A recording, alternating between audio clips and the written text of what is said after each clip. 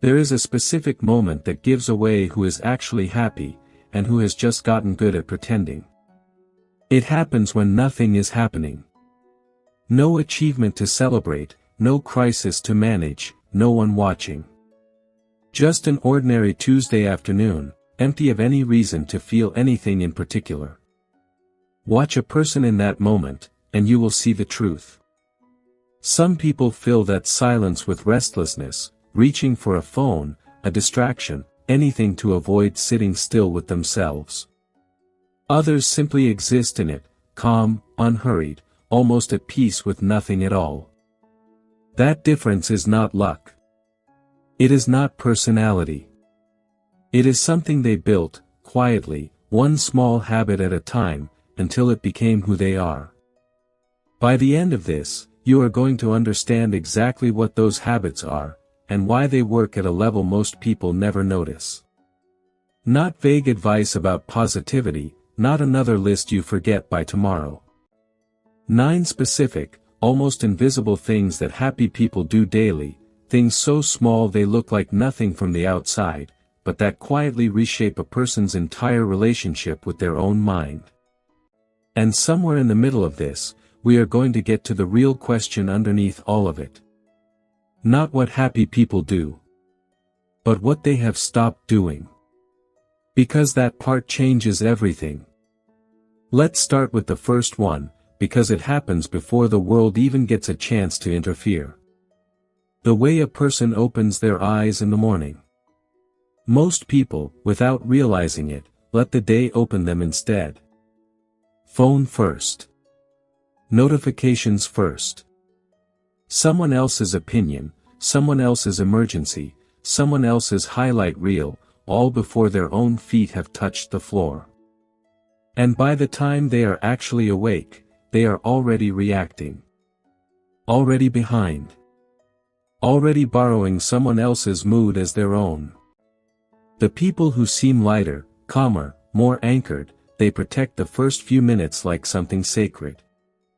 Not because they read about morning routines online. Because somewhere along the way they learned a simple truth: whoever gets to your mind first, gets to shape your whole day. So they choose. A few minutes of quiet before the noise. A breath before the demands. It looks like nothing. It is actually everything.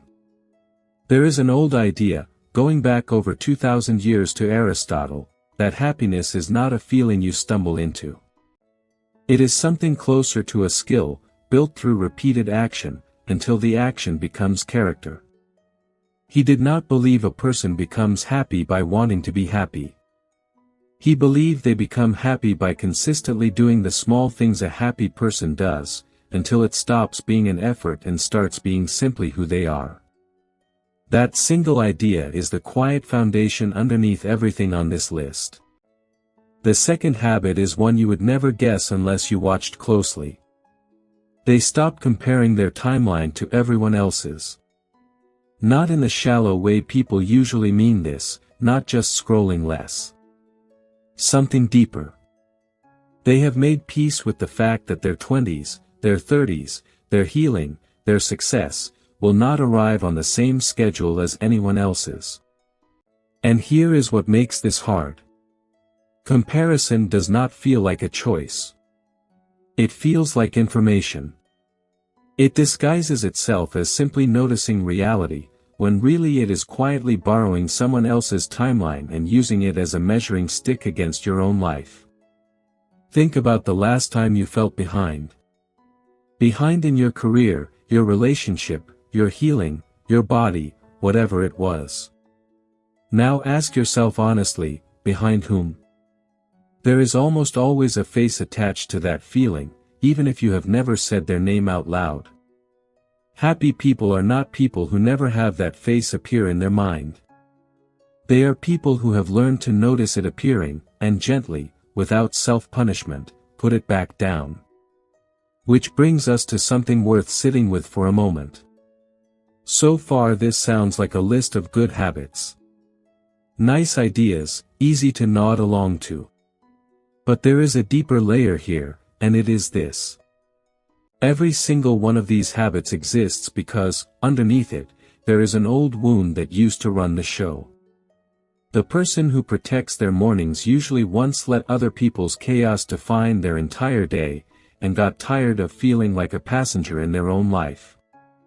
The person who stopped comparing timelines usually once measured their worth against someone else for so long that it nearly broke them. These are not habits people picked up from a book. They are habits people were forced to build, often out of exhaustion, sometimes out of quiet desperation, long before they ever looked peaceful from the outside.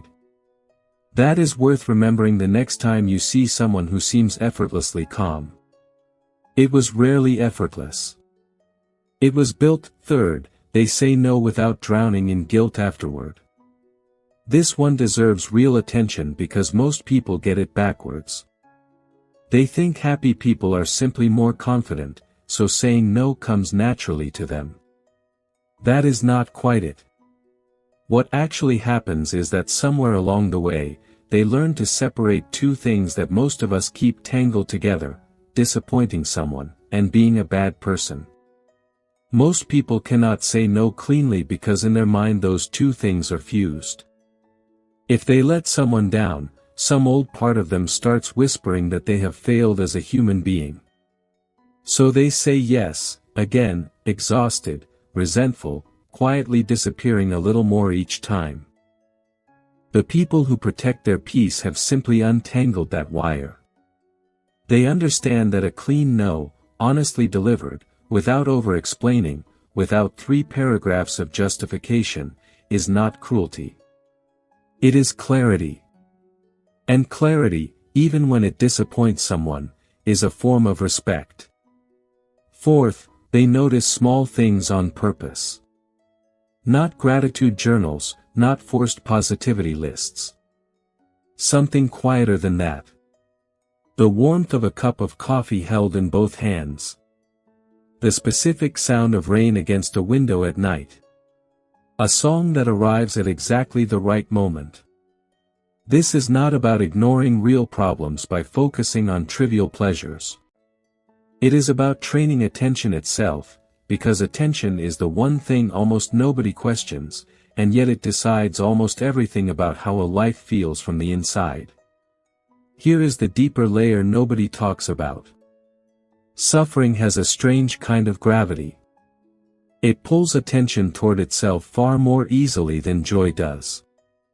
A single insult can occupy a mind for hours, while 10 small good things pass by unnoticed in the same day. Happy people are not people to whom good things happen more often. They are people who have trained themselves to actually notice the good things that were already happening, that everyone else walks straight past. Fifth, and this one surprises people every time. They have stopped needing to be fully understood by everyone around them. Think about how much invisible energy goes into wanting someone to finally see your side, to finally get why you did what you did, to finally understand your pain the exact way you experienced it.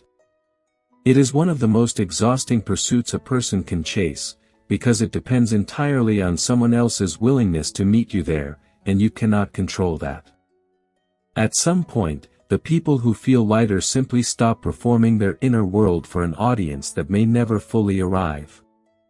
They explain themselves once, honestly, and then they let it go, whether or not the other person truly gets it. Not because they stopped caring. Because they finally understood something important: peace that depends on being understood by everyone is not peace at all. It is a hostage situation, and you are the hostage.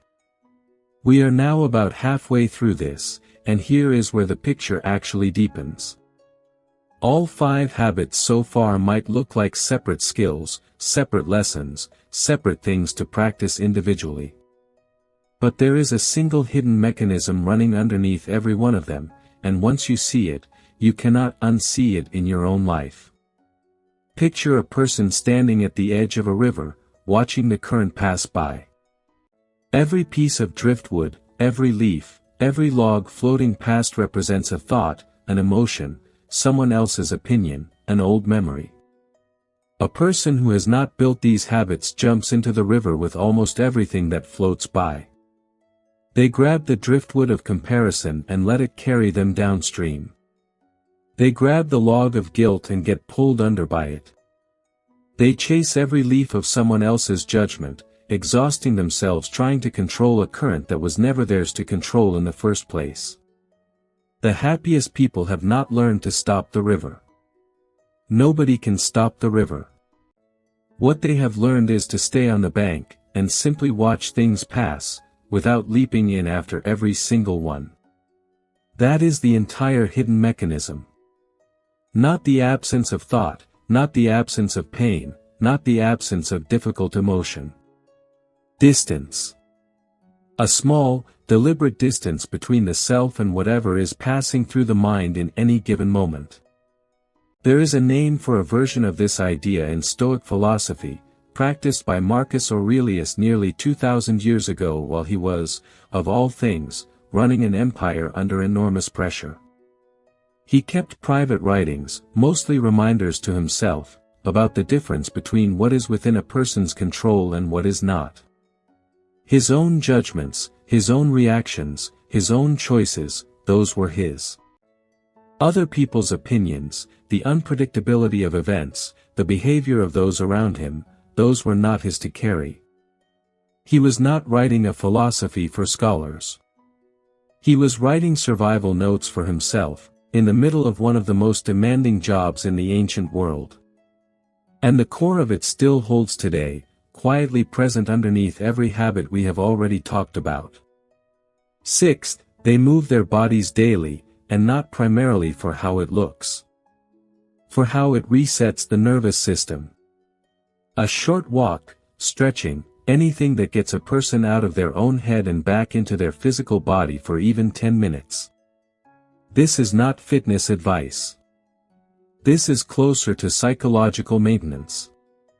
The body has its own way of processing stress that thinking alone cannot reach, and people who feel steady tend to know this, even if they have never studied it academically. They walk, not to escape their thoughts, but to give their thoughts somewhere quieter to land. Seventh, they limit how much of other people's pain they silently absorb as their own responsibility. This is a delicate one, because it can look like coldness from the outside, when it is actually the opposite. Deeply caring people are often the ones most at risk of quietly collapsing under the weight of everyone else's emotions, mistaking absorption for compassion. But compassion does not require carrying someone else's storm inside your own body. You can care about someone's pain, sit with them in it, support them through it, without making their pain your permanent tenant. The people who protect their peace have learned where they end and someone else's struggle begins, and they hold that line gently, without guilt. 8. They finish small things, on purpose, as a form of quiet closure. An unfinished conversation, a half-read book left open for weeks, an email sitting unanswered creating a low hum of guilt in the background. Most people underestimate how much mental noise comes from 100 tiny unfinished loops running quietly in the background of their mind at all times.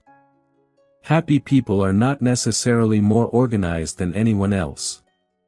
They have just learned that finishing small things, even trivial ones, creates a kind of psychological exhale that accumulates over a day, over a week, over a life. 9th, and this is the one most people never expect. They protect their evenings the same way they protect their mornings. They do not reopen old wounds right before sleep. No revisiting an old argument at 11 at night. No replaying an old regret in the dark, when the mind is at its most defenseless and least rational. They have learned, often the hard way, that whatever thought you fall asleep holding tends to still be in your hand when you wake up. And now here is the moment where everything we have said so far quietly flips over, and reveals what was underneath it the entire time. You might assume that a person who does all 9 of these things simply had an easier life. Fewer wounds, fewer hard years, an easier starting point than everyone else. But it is almost always the exact opposite. The people who build these particular habits are, more often than not, people who once had none of them. People who once absorbed everyone's chaos, who once needed to be understood so badly it kept them awake at night, who once could not say no to save their own life, who once let old arguments follow them into their dreams. The struggle did not happen to them despite these habits. The struggle is what built these habits in the first place. This is where a different kind of thinker becomes useful, someone who survived some of the darkest conditions imaginable and still managed to write about meaning rather than despair.